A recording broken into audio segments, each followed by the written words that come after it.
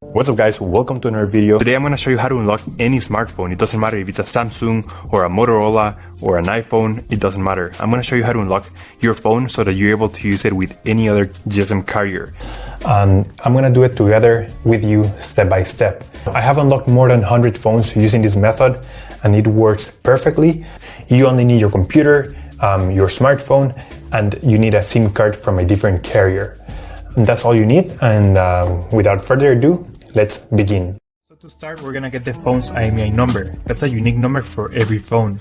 So to get it, simply dial *#06#. As you will see, your 15-digit IMEI number will appear in the screen of your phone.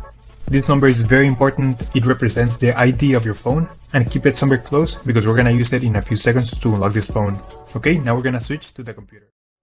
We're gonna use this website to request the unlock code to unlock this phone.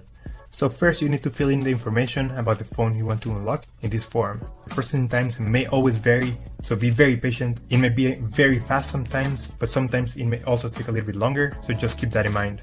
Okay, so after you have waited the estimated amount of time, you're gonna get an email, and I'm gonna show you how the email will look like.